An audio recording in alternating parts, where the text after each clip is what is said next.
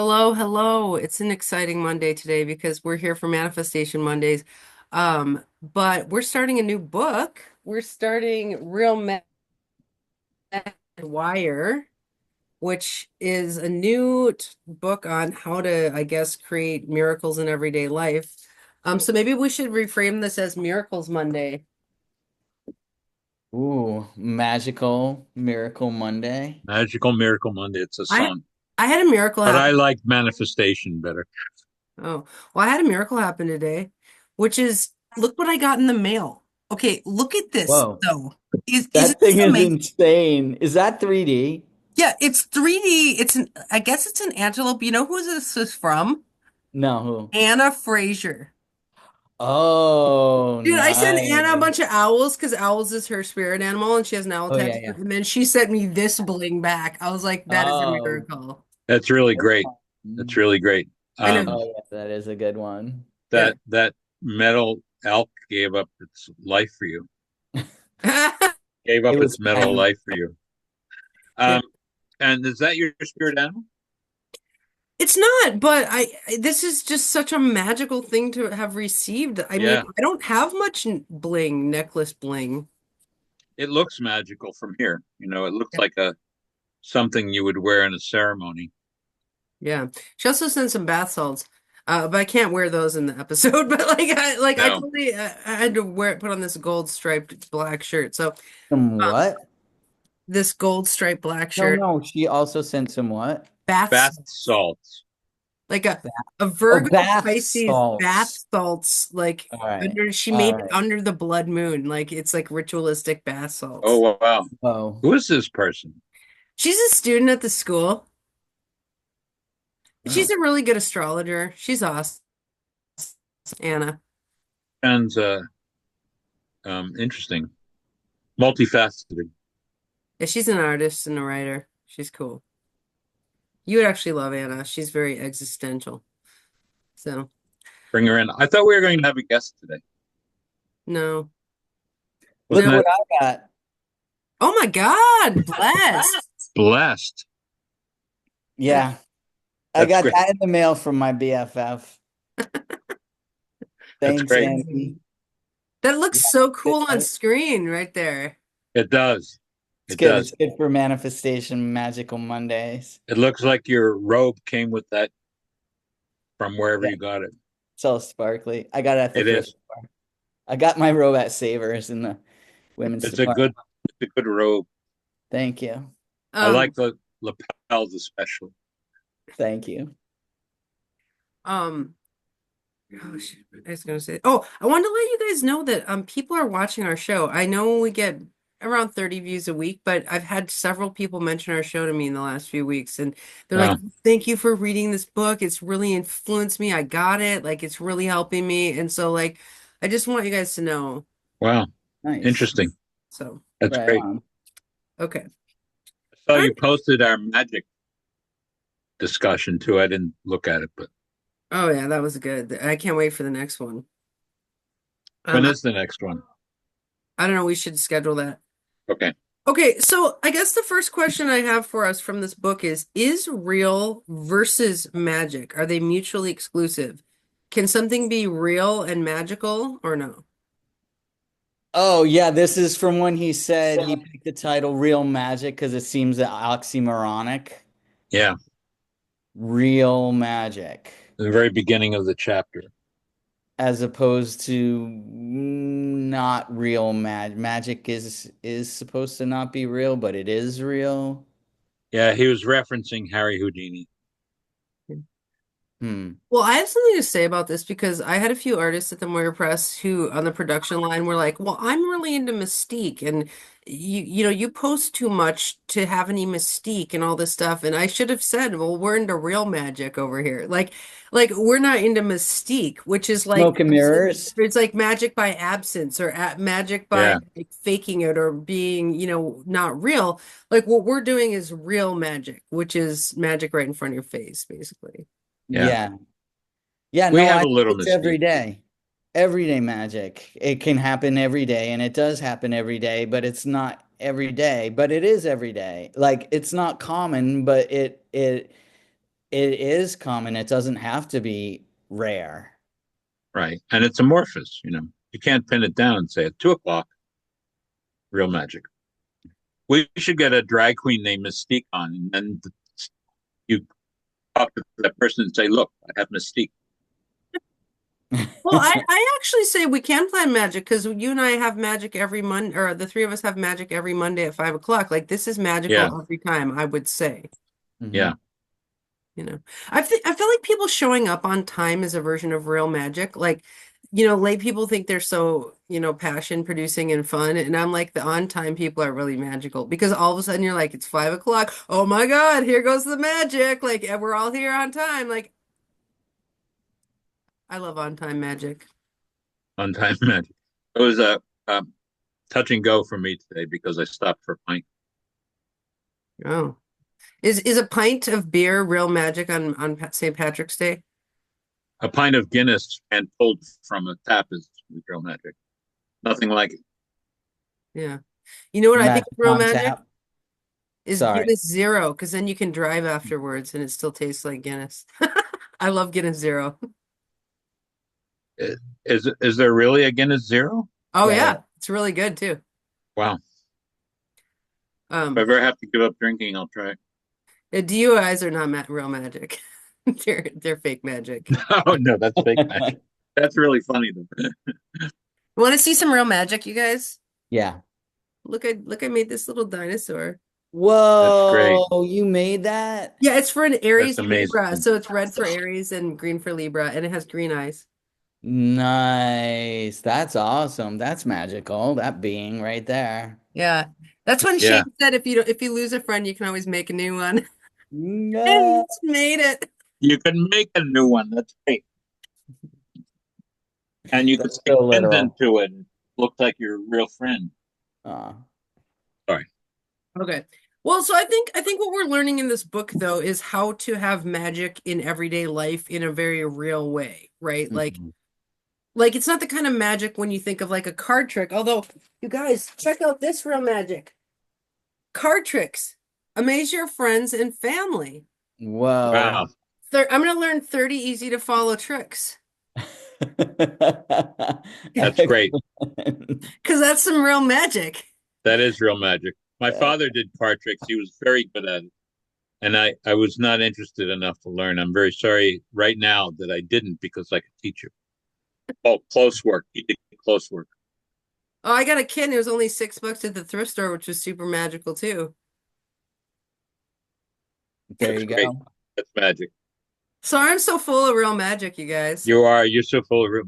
Jay-Z, what real magic did you find in your week Well, yeah, I found this besides blessed? magically at the thrift store Oh, for that's right. 1.50. That was magical. Nice. Your And background's kind of magical. yeah, my It background is. is magical. Uh yeah, everything.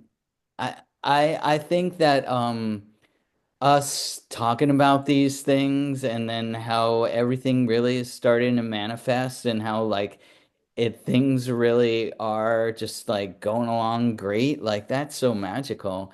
And I love how we're branching out with different books that we're reading and different, like the people we're gathering to talk about these things with us is amazing.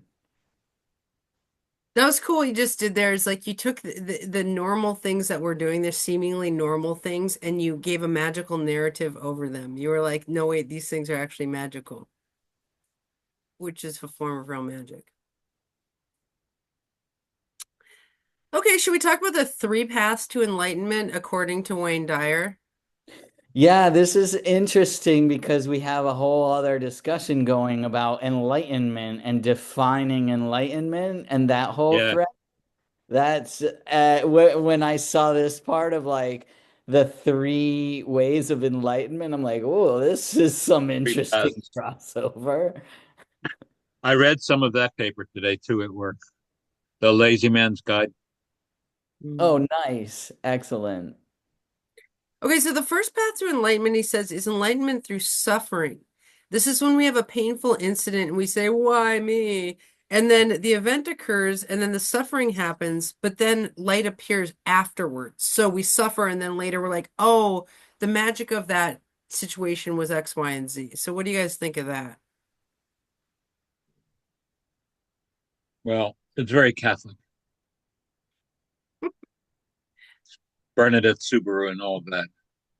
I'm in pain. My legs are falling off, but I saw God. I'm enlightened now. Okay. Do you guys do this one? No, no, he doesn't seem to like it. I think it's not. It's not valuable. Yeah, he's it's a disparaged path of enlightenment. Yeah, he It's doesn't. like, oh, you got enlightened that way? Well, Yeah, his number three is the Goldilocks, but he isn't like this one. And I agree because I think it's a false construct. It's like saying Eugene O'Neill couldn't write if he wasn't drunk. Well, Eugene O'Neill was drunk when he wrote, but that doesn't mean he couldn't write if he wasn't. You can't you don't have to have suffer. On the other hand, I have my example is P.G. Wodehouse, who was perfectly normal and he wrote tons of books. So in this case, you don't have to suffer to be brilliant. I don't think you have to suffer to be enlightened. Do you? No, I think we're beyond this one. I think we're actually, well, you're not supposed to say you're enlightened according to the crowd this week. Like, if you say you're enlightened, you are a jerk. But Yeah, the Facebook crowd is like, oh no, you cannot say that. But I do think knowing the two of you that you guys are enlightened beyond this step. Like, this is people who are like, woe is me, why me, why me? Like, none of us do why me. Like, if something hard happens, we're like, oh my God, what am I learning right now? Like, right. I don't think we do woe is me. No, I think it's counterproductive to what the things that we want, the three of us want. Well, yeah, I I just think think it's unnecessary. It's Yeah, like, and I guess that's why he's disparaging towards it because he also seems to feel like it's unnecessary to have to go through the suffering. I mean, that's also, what they say the Buddha's lesson or teaching was as well, is like, we have this innate like need seemingly to suffer, but it's really completely unnecessary. well, I think woe is me is kind of like being too like not accepting of the life as a movie. Like in the Enlightenment book, we're like watch a life like a movie. There's horror, there's hard, there's conflict and everything. And like when you're like, why me? Then you're like taking the conflict or the suffering a little too personally for yeah, enlightenment. Like, you're yeah, supposed to just be like, oh, and then they got in a car accident. I mean, from the Enlightenment stance, it's just like, right. oh, and what am I learning? To try to be more objective about it. I think that woe is me is ego. Like, and I think that gets in the way of being enlightened because, you know, I don't know how to say this in English, but this is, you want to stand back and look at things from a point of view that will give you enlightenment. And if you're too close to it, you're not going to be able to see that whole thing. Well, that came up in the talk with Claudia on Enlightenment for Lazy People. They say that the critique of enlightened peoples are too detached. Like this sign could be like looking at things from afar in this kind of Yeah, detached way. So, but this Wayne Dyer offers something else other than detachment. He says the second enlightenment is enlightenment through outcome. You stop asking why me. You know that there are no accidents, that every experience takes us to the next step. And so you ask, what in this experience is beneficial? Even if I can't understand what's happening, how can I create outcomes I want from this experience? So it's like, you don't look at a car accident as an accident in this enlightenment through outcome. You'd say like, oh, and now there's a fender bender. Like it's just like life, everything is meant to be and everything is a lesson kind of thing. Is that how you guys yeah, yeah. Yeah, I But want to go ahead. go ahead. Well, I was wondering what you guys thought about the like everything is a lesson vibe.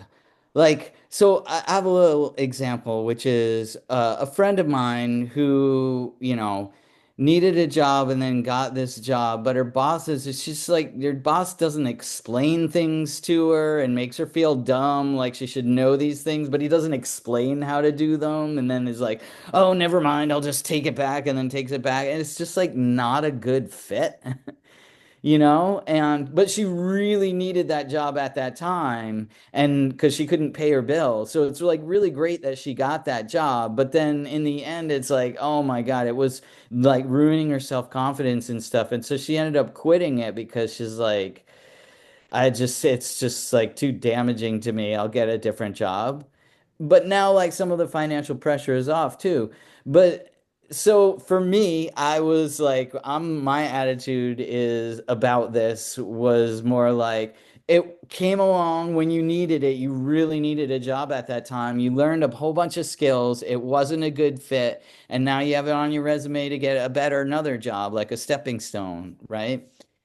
And her, she's just like, I'm just like wondering, like, what is the lesson in this? What's life trying to teach me? What should I learn about this? And I'm kind of like, I don't know, just like, don't kill yourself over it. It was like a job, and now you're gonna do something else. And Does it's there over. always have to be a lesson? Well, I don't know. If you want to look at a lesson, what she learned is that she can't work for somebody with that kind of communication style. So that might be the biggest lesson that she got from it. Did she like the work itself? Not really. Oh, okay. Well, what I would say about this is learning releases dopamine. Like my friend who worked in the school system taught me this. She was like, "Oh, these kids are high all day," And as a teacher, I am dropping dopamine on my students all the time. They get high off a good astrology class, right? And Is so, that true chemically? yes, Does it really release dopamine? yes, I it did gets you not know higher that. than drugs. This hour that we're learning together, we are getting high, and I believe that. I do I get did not know that. Oh my God, yeah. So if you want your kids to not do drugs, give them cool lessons every day. Like but not like it's not like a lesson like oh, you need a lesson. Right, It's like oh, I'm really enjoying this lesson from Bob Ross, like everything's a happy accident or whatever. Like it's like I think it's like we're not always in the mood for school, right? Like we don't right. sometimes we get super saturated with lessons. But I do think looking at things as a lesson allows a dopamine drop from everything that happens. Yeah. And, even autodidacts can probably attest to that. I get high when I teach myself something. Yep. And I know both of you work on music. I'm sure you teach yourself something new every day. So, Yeah, anytime you are seeing a new picture or your mind is exposed to a new picture, it can be when you're alone. I mean, I think you get high off reading a cool book. Like I don't, but yeah, I mean, seeing it as a lesson is preferable to seeing it as a curse. Yeah, or seeing that as something that happened to you. But again, that puts it more in the number one category, the through suffering because it happened to you. Maybe the second one is it happened, and then you have to look back on what happened to determine what the lesson was. So it's still like it wasn't that you controlled and directed the situation. The situation happened to you, not in like a way that you're like, why me? But then you're evaluating what the situation was rather than driving a situation. What if we said everything happened?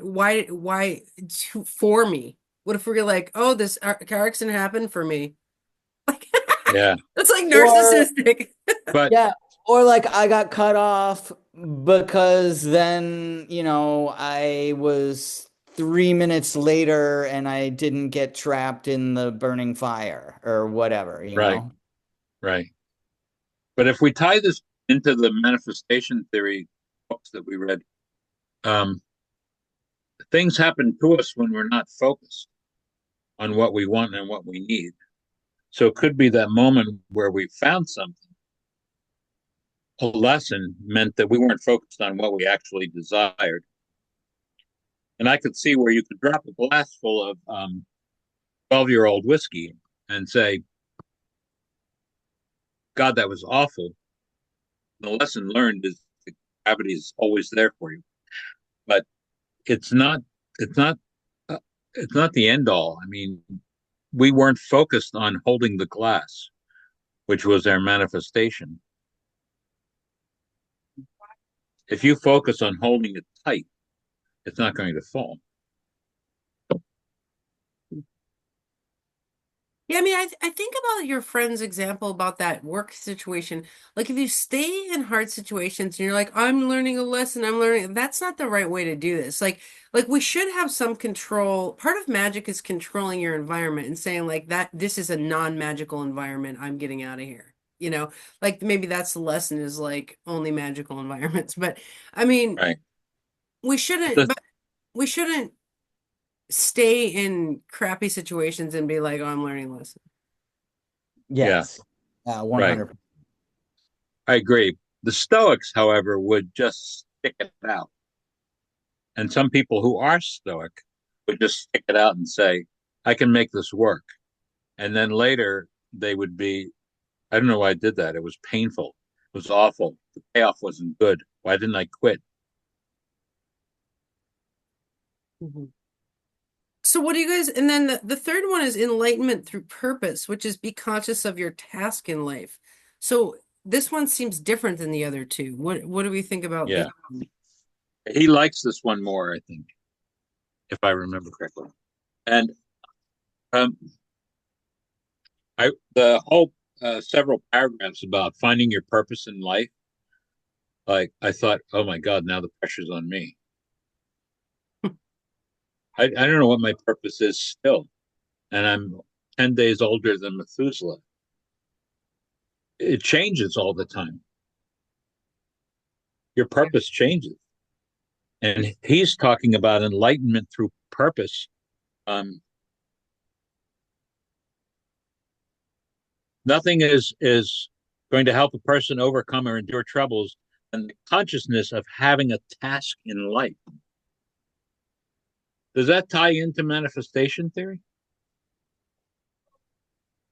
Well, absolutely. I mean, one of the things we do as astrologers is we look at life purpose in the chart. Like people are always asking the question to me, like, what is my purpose? And that's why we look at the chart. I mean, but like Christians do this a different way. They're always like, I'm being called to do X, Y, Z. I'm being called to go on a mission. I'm being called to teach a class. And like, that's kind of how they unveil purpose over and over is like, what are you being called to do?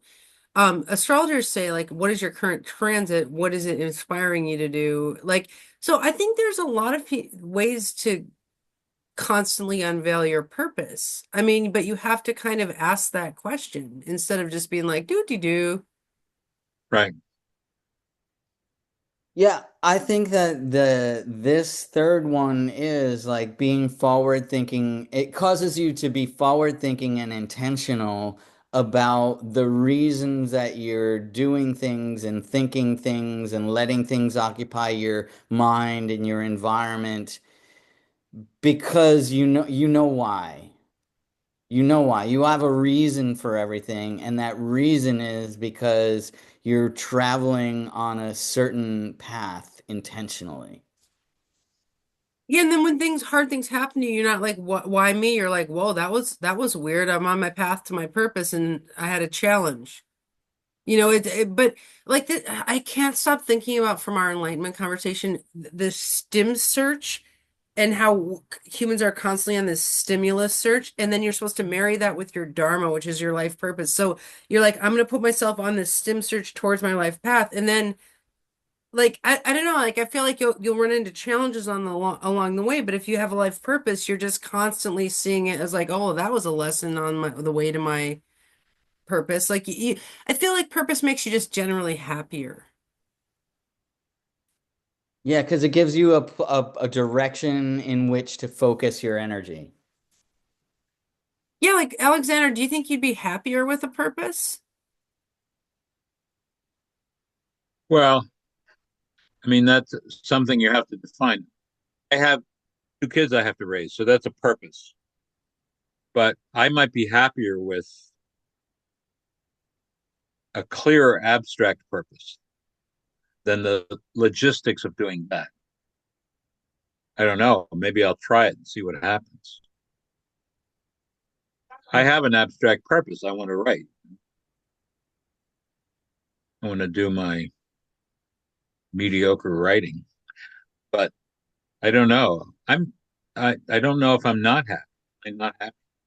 Well, I guess the question is enlightened. It's not happy. Like in Enlightened. we would say is like having the state of light within. Like, do you feel like a purpose would light you up? Yeah, sure. I get jazzed when something comes that's really creative, like when I used to be in theater and I was working on a piece that was incredible. And I used to get really and lit up and excited, but I would I say I was enlightened? I don't know.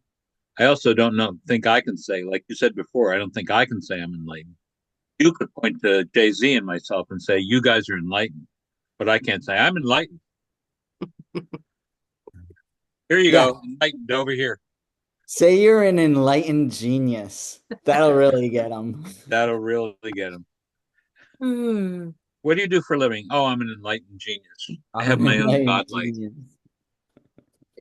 So I guess why is he talking about enlightenment anyways? Like this in real magic, why?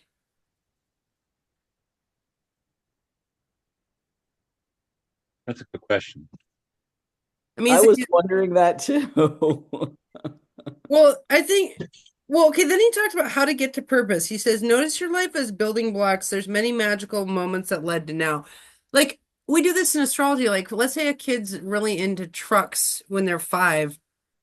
I never just say like, oh, here's into trucks. Oh, I'm just like, oh, maybe he's gonna be a diesel mechanic. Like, why is he into trucks? Like, we always see what happens when they're 5 is building to what happens when they're 14, what happens when they're 25. Like, so I've been trained as a development theorist and teleologist to see these building blocks, you know.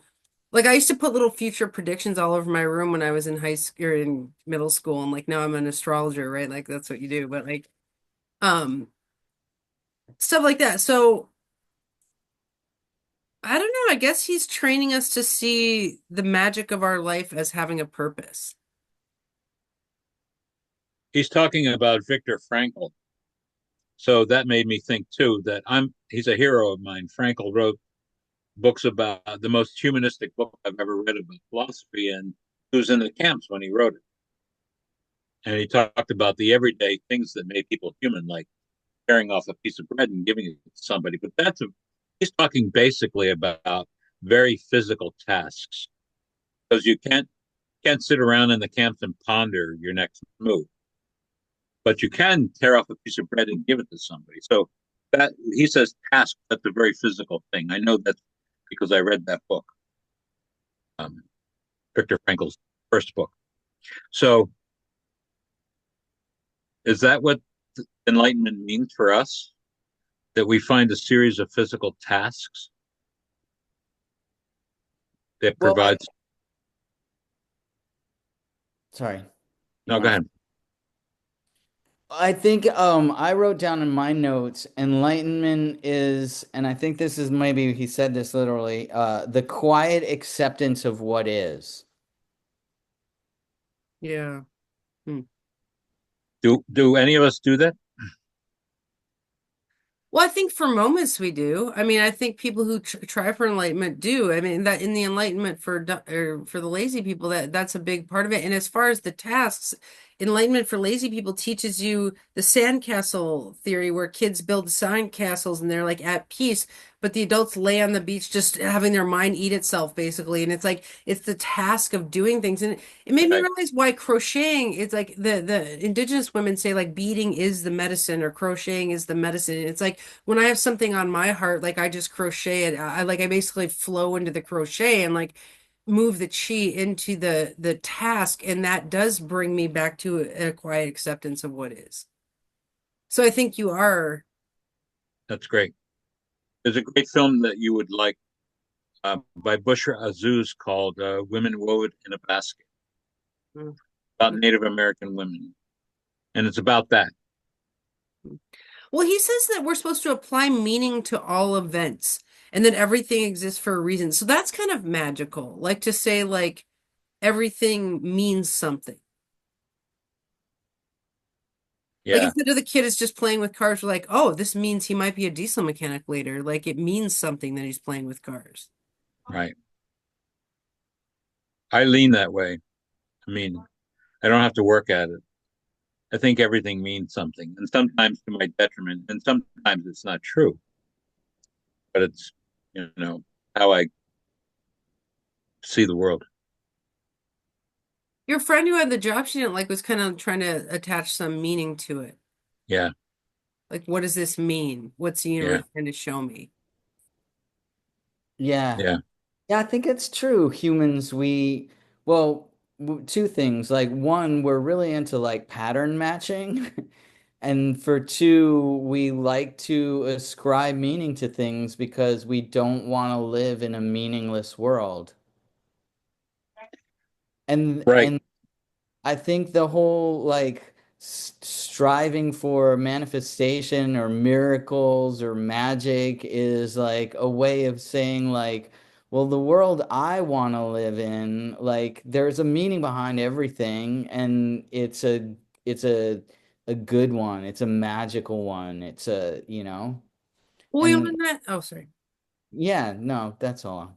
In the Go Course in Miracles, you remember one of the first lessons was like everything, any meaning that is in anything I've given to it. Like, for example, okay, so like I learned this as an artist, right? Like, okay, this dragon is cute and stuff like that. But if you found this in a landfill, it would mean nothing. It would just be this like red object in the landfill, right? But because I'm like, oh, this is for my friend who's an Aries sun, which is red, and then Libra moon because it's green. Like I attached all this meaning to this little dragon, and that's what makes it magical. But if it's hmm just laying on the street there, it wouldn't be magical. hmm It wouldn't have meaning. So the meaning is the magic, partially.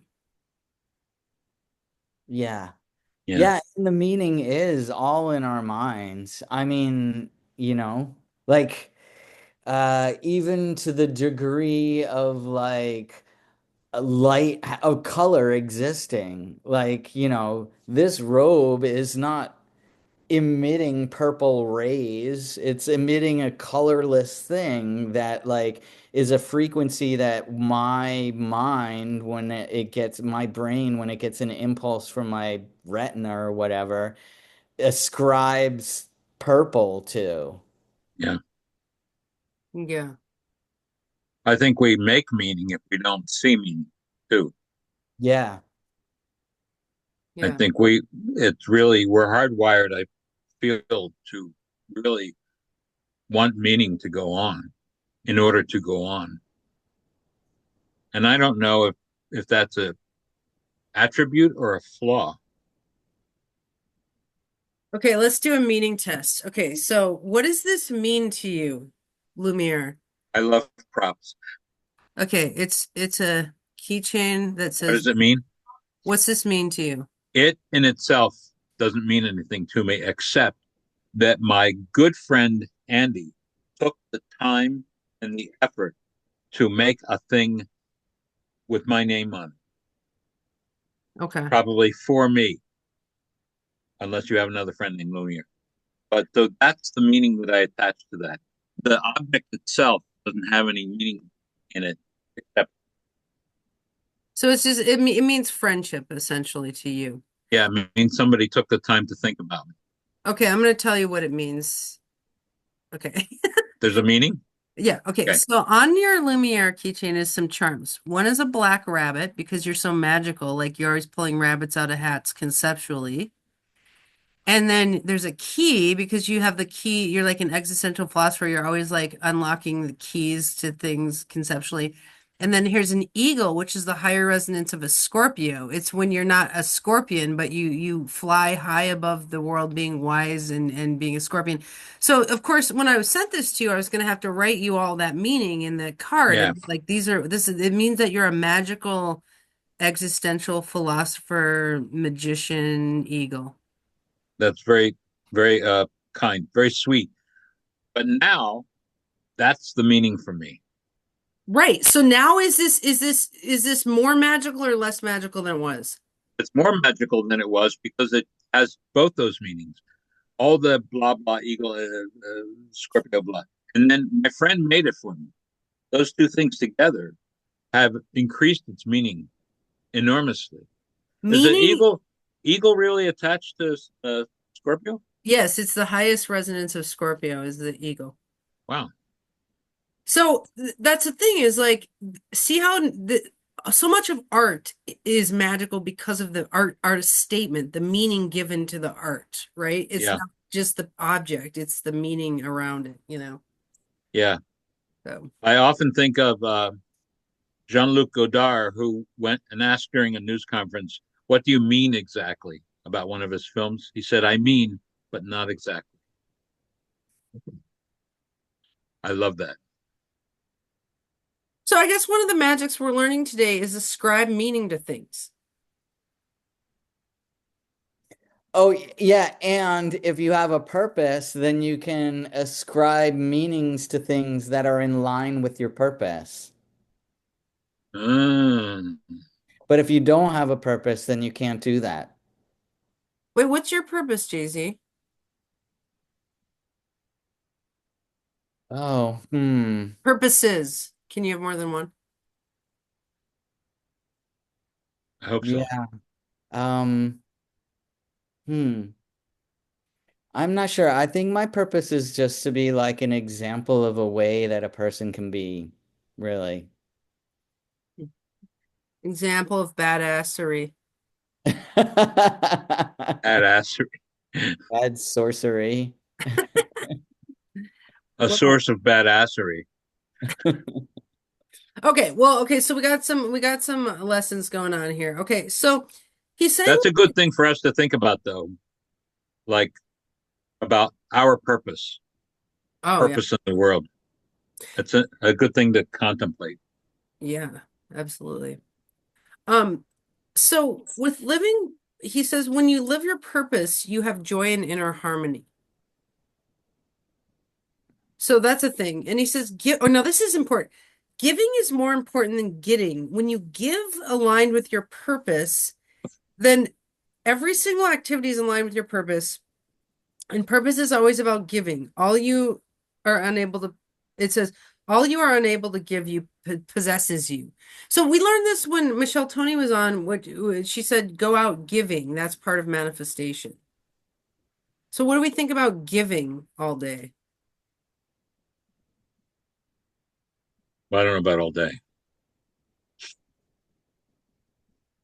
I do feel like I think a lot of people think that giving, the people that are in service feel like giving is their purpose. Nurses, um, people that work in nursing homes who aren't nurses, but I mean, is that people, codependent to just be like going out giving all day? I gotta go give. I Excuse me, don't I give have to a go give. fuck. No, I'm just kidding. Yeah. Yeah, I have to go give and give a fuck. Yeah, yeah, here, I'll give you something. I've got a flying fuck right here.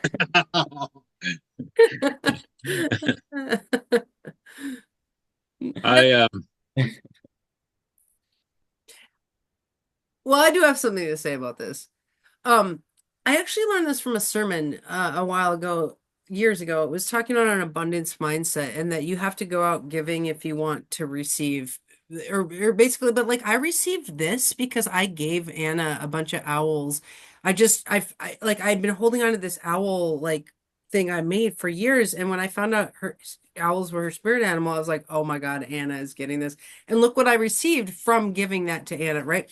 Yeah. But I learned this from a sermon. It was like go out giving, give, give, give. And whatever your and like I believe my purpose is to teach thousands of people how to read their own chart, right? Not necessarily teach astrology, but teach you how to read your own chart. So, I mean, when my students learn stuff, I give them beads and I give them, all these kinds of things. And I give, give, give, give, give to them. But it's like what they give me back is just insurmountable for what I gave them. But I do go out giving. And the codependents are horrified by how much I give. And codependence. I'm serious. The lady from Codependence Anonymous is like, be careful how much you give.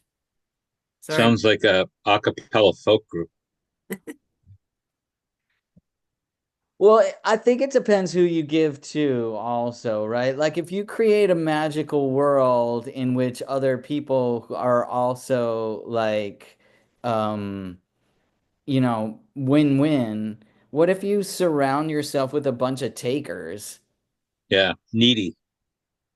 who don't feel the same compulsion to give back? I mean, I do believe there has to be a win-win, you know, uh like yeah, like someone I know who was giving and giving and giving, and then I'm like, wait a minute, this is a little too one-sided. I need like you, well, how about we have a new thing where like when you ask me to give you something, I ask you to give me something in return, and then I give you the thing and you give me the thing. And they were like, "Oh, no, that's too transactional for me." Yeah, I agree with you. Like I'm not a Pollyanna like give manifestor person. I'm just like I give like with an infinity symbol in my mind of just like I'll give, and it's a flow thing, right? I'll flow at people and then they flow back, and if someone stops flowing at me, like I have this address book and I'll be like, who flowed at me this past few months? Oh, you did. Okay, okay, you flowed at me, you did. But like if someone's not flowing at me, I don't send them anything because I do holidays and stuff like that, you know. But like Alexander, I just gave him that magic deck, right? But it's because he's been showing up every Monday, flowing at us and Hmm. giving of his time. I think him showing up on Mondays at 5 is a gift. Hmm. But it's a gift to me, not a gift to you. It's a gift to me. We're all giving in this five o'clock hour. Yeah, yeah. Yeah, absolutely. So I guess Yeah, that's my point is just like I think it's important to uh know the environment in which you're giving. And then that's what cuts it out for the like codependent thing. Like it's not codependent when you're giving in a community of mutual givers. right. No. I agree. Right. Because, right, you could find people with their hearts out all the time saying, "Look at I could you give me more? But I really need this." That's Yeah, I the way don't they give to talk. homeless people on the street. I'm like, what are you gonna give me? Just kidding. I don't say that out loud. I'm just like, why? There was this one guy who would ask me for money like every time I walk by him, and I was like, how come you never offer me anything? Like it's just like every time I walk by you, you're like, can I have some money? What do you say? I don't remember. He probably didn't say anything, but you know, it's just, I mean, I don't know. Some people would think I'm a total jerk for saying that, but it's just like you got go out giving. Like, how come no one ever sits on the street corner just giving away stuff? But people used to back back in the day when I was a mere boy and they people would sing a song or dance or play something, hoping you would give them money. And there are still people like that. There's a guy with an accordion, not an accordion, a keyboard that sits outside of Powell's downtown. He's been there for years. And he plays and he expects money. He doesn't just sit there and beg for money. So he's giving and he's good, actually. And, I knew him from KBOO, so he fits right in. But anyway, he's good. He gives. Yeah. Okay, well, I do think like if the three of us, didn't say yes to this 5 o'clock hour and didn't give up our time, we wouldn't have learned all this stuff. Right. So Right. I do think there is something to be said for like give of yourself and life will give back to you. Okay, I think the last lesson for today is when the student is ready, the teacher will appear. Well, that's an interesting concept for me, too. What do you think about that? Well, he says four things. He said, student, be a student, stay open to everything. That's like the beginner's mindset. Be ready, be a willing student. So be ready to learn something. Teacher, the teachers everywhere, various forms, books, articles, your friends or teachers, like anything's a teacher to you. And appear, everything, every encounter is a teacher appearing. So he's saying if you stay open, life is your teacher, basically. What do we think of that? Oh yeah, absolutely. And I think it's not necessarily like a teacher will appear and like if you miss it, you miss that one. Like I think a teacher is always appearing, like you say, like it's life that is always providing us like more and more just like things to learn from.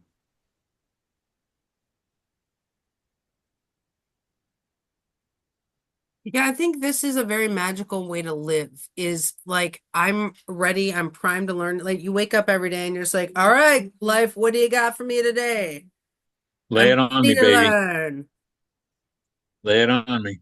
I'm ready for a mad dopamine drop every hour. That means we're not set in our ways, so we're open to anything, which I think is his. I think that's what he means. The student is ready. Yeah, We I have to think be open.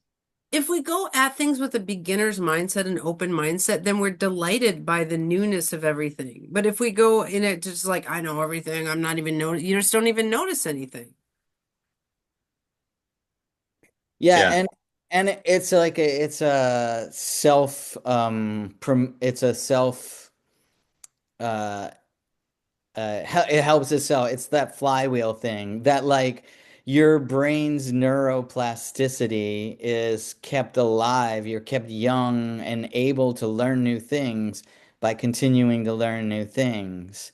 And then it's like your attitude that also helps your physical body actually be able to continue learning things. In recovery, there's this old adage they say anything that's not growing is dying. And sharks have to swim forward. If they stop swimming forward, they die, basically. And it's like, so Yeah. it's that swim forward kind of idea. Right. I've heard that before, but I don't necessarily want to be like a shark. It's true. Why not? What do you not want to be like about sharks? It's indiscriminate and consumes everything in its path. That's why they find license plates in sharks because they don't know. They just eat anything they have to because they have to keep moving and have to keep eating. They have a Mm. metabolism that's incredible. So Interesting. I don't want to be like that. Yeah. But I would like to bite people. I do like that idea that if we keep growing, then we are more alive. They say that people who keep learning things stay alive longer. I think I think that's true. I'm in my old age. I'm trying to do that too because I think it just keeps you open. Mm. And I think routine kind of, if you retire, for example, making this up, you retire, you get up and you read the paper, you have coffee, you make lunch, and then you go out for a walk and you do the same thing every day. Your brain's just you're not even necessary. All Oh yeah, those things can happen. You're not even a part of it. it's I guess I would have to say it just depends. It depends. I think you and I have a different version of like how awesome or awful it is to do the same thing every day. Maybe. How do you mean? Well, Because, say, in your example, which I'm not sure a lot of retired people do anymore, I think people retire and then they have expectations that their life, then that's when the life begins. They don't just like, retire and then die anymore. no, right. But also, like, if you get up at the same time and then you do the same thing, like, it's kind of like there's this thing in yoga that like you do the same exercises, but it's like and the exercises don't change, but you do. So Mm-hmm. like you are a different person walking out the door at 8:17 every day. The weather is different. The things around you are different. Like what you'll see is different. What you'll notice is different. Like everything is different, even if it seems, on a macro scale to be the same. Sorry, I have to shut this down. I actually have to be somewhere. I'm teaching class tonight. But they say you Okay, never step into bye. the same river twice, right? That's another thing. Do So they? next week I we'll like that, JC. I'd love to talk about that more. That's great. okay, You next week just we'll talk about the open my 7 eyes. beliefs for manifesting real magic, okay? Okay. All All right. All right. right. Love you Till the guys. next time. All right. Have fun at class. All right, bye.